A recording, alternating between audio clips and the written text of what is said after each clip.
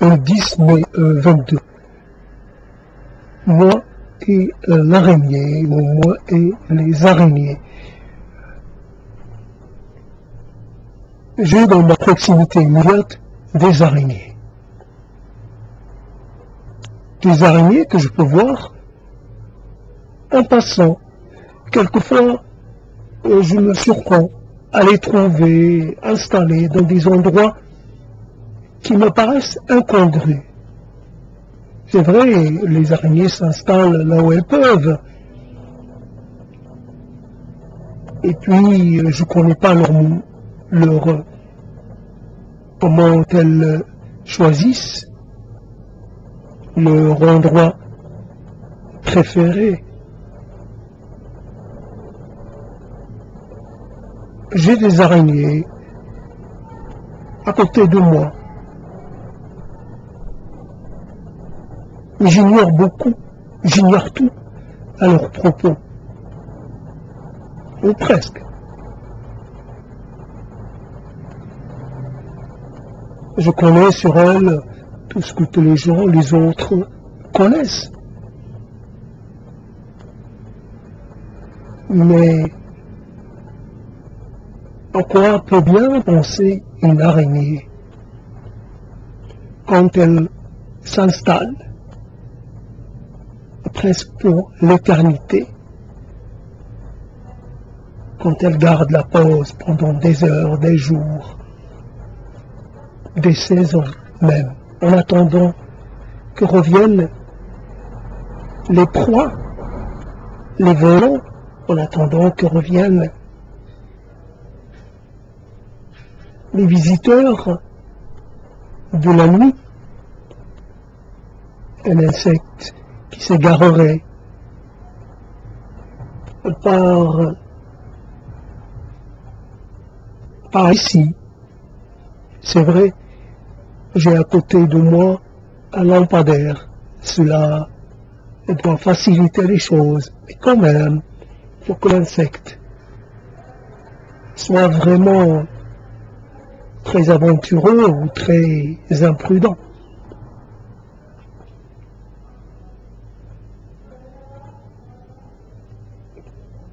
Je pourrais essayer d'en savoir plus, mais ce savoir ne m'est pas utile.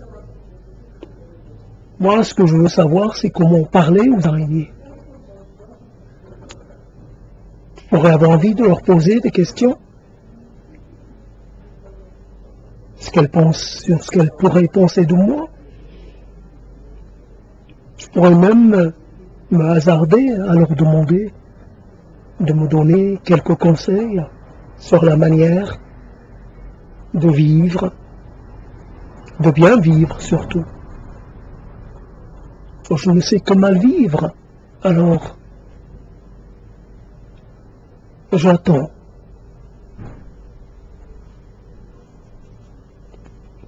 J'attends qu'on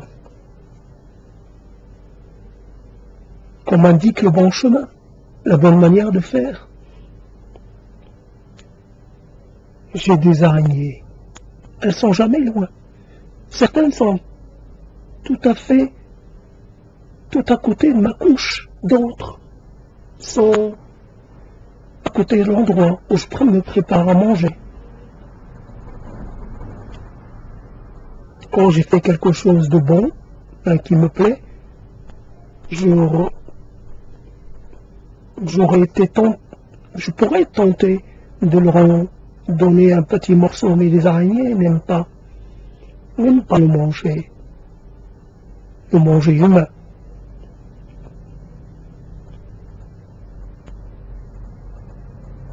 Donc, je garde tout pour moi, puisque je n'ai personne à qui céder quoi que ce soit. Mais je trouve bizarre quand même que se trouve à côté de moi des araignées à qui je ne peux pas parler, parce qu'on a la barrière de l'espèce, tout simplement. Et puis qu'à côté, il y a des gens à qui je pourrais parler, qui pourraient me comprendre.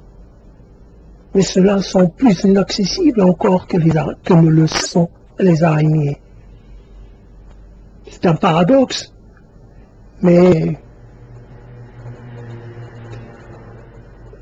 il n'y a rien de bien original. Ce sont les paradoxes de la vie. Ce sont les choses étonnantes de l'existence. Vous avez tout. Vous avez tout pour vous éviter une solitude mortifère, mais voilà, tout se passe à l'envers. Tout se passe à contrario de la bonne logique.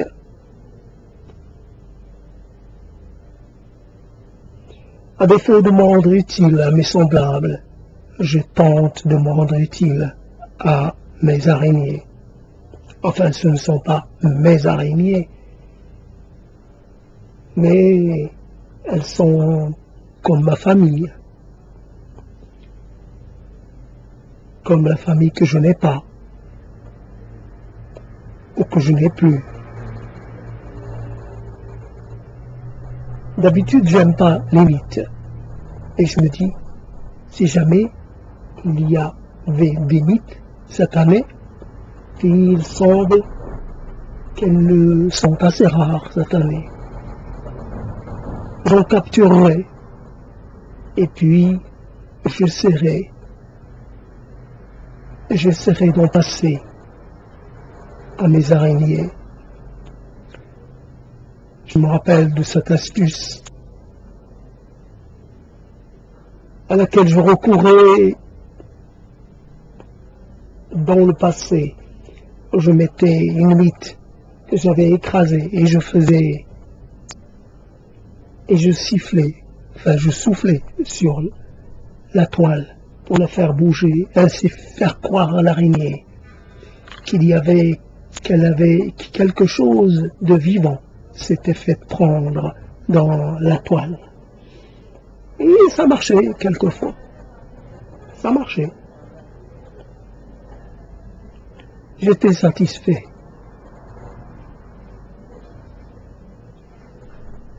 De donner quelque chose à ces êtres qui m'apparaissent comme un peu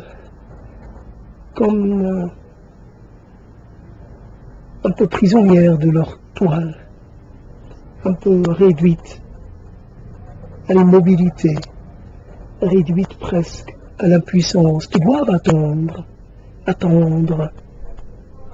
longtemps avant que n'arrive dans leur filet un pauvre petit insecte quelquefois, qui ne pèse quelquefois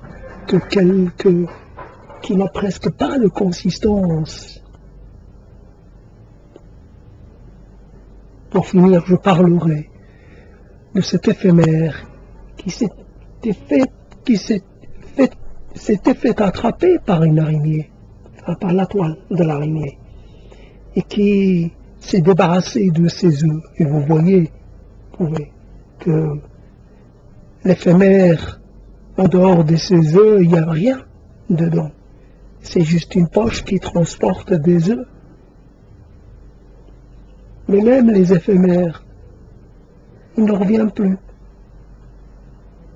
Ainsi, une des sources, bien maigre certes, de la subsistance des araignées. Cette source-là est assez capricieuse. Les araignées sont victimes des caprices, des saisons, des caprices